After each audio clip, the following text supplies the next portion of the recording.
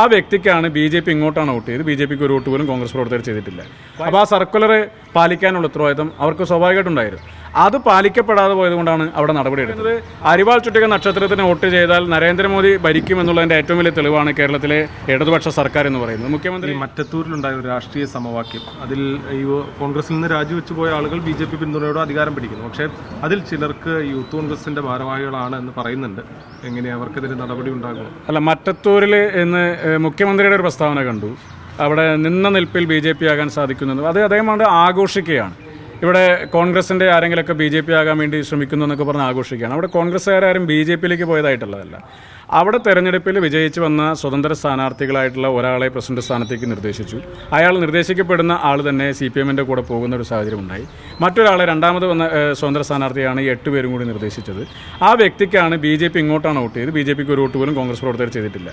Vice president തെരഞ്ഞെടുപ്പിലും സ്വാഭാവികമായും BJP ഇങ്ങോട്ടാണ് വോട്ട് ചെയ്തത്. അവിടെ പക്ഷേ കോൺഗ്രസിൻ്റെ അംഗങ്ങളും അതോടൊപ്പം തന്നെ അതിന് നേതൃത്വം കൊടുത്ത DCC ഭാരവാഹികളും മണ്ഡലം പ്രസിഡന്റുമാരൊക്കെ ഉയർന്ന് പ്രവർത്തിക്കണമായിരുന്നു, ഉയർന്ന് ചിന്തിക്കണമായിരുന്നു. KPCCയുടെ സർക്കുലർ വളരെ കൃത്യമായി തന്നെയുണ്ട്. ഇത്തരത്തിൽ ആരെങ്കിലും BJPയുടെയോ SDPയുടെയോ അതല്ല CPMൻ്റെയോ പിന്തുണ ഉണ്ടായാൽ അത് രാജിവെക്കണം എന്ന് തന്നെ വളരെ കൃത്യമായി തന്നെ KPCCയുടെ സർക്കുലർ ഉണ്ടായിരുന്നു. അപ്പോൾ ആ സർക്കുലർ പാലിക്കാനുള്ള ഉത്തരവാദിത്തം അവർക്ക് സ്വാഭാവികമായിട്ടുണ്ടായിരുന്നു. അത് പാലിക്കപ്പെടാതെ പോയതുകൊണ്ടാണ് അവിടെ നടപടിയെടുത്തത്. അവിടെ രാവിലെ രാജിവെച്ചതായ വാർത്ത വരുന്നത് അവിടെ പിന്നെ ആദ്യം പ്രസിഡന്റ് സ്ഥാനത്തേക്ക് നിർദ്ദേശിച്ച ഔസേപ്പ് ഉൾപ്പെടെയുള്ള ആളുകളൊക്കെ മുന്നോട്ട് വെച്ച ചില നിർദ്ദേശങ്ങളുടെ ഭാഗമായി അവരുടെയൊക്കെ ചില ഡിമാൻഡുകൾ DCC അംഗീകരിക്കണമെന്ന് ആവശ്യപ്പെട്ടുകൊണ്ടാണ് ഒരു രാജിക്കത്തോട് സംഘടനാപരമായൊരു തർക്കമാണ്. ആ രാജി പക്ഷേ കോൺഗ്രസിനും രാജിവെച്ച് അവർ BJP ചേരാൻ പോയി എന്നുള്ള അർത്ഥത്തിലല്ല. പക്ഷേ മാധ്യമങ്ങൾ സ്വാഭാവികമായിട്ട് വന്നത് ആ തരത്തിലാണ്. അതിനെ ഇന്ന് വലിയ രീതിയിൽ നിന്ന് മുഖ്യമന്ത്രിയൊക്കെ ആഘോഷിക്കുന്നത് കണ്ടു. പിന്നെ സ്വരാജിൻ്റെ ഒരു സ്റ്റേറ്റ്മെൻറ്റ് കണ്ടു.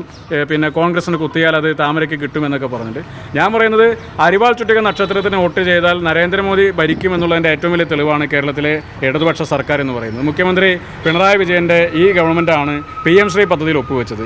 ഈ ഗവൺമെൻറ്റാണ് ലേബർ കോഡിന് അനുകൂലമായ തീരുമാനമെടുത്തത്.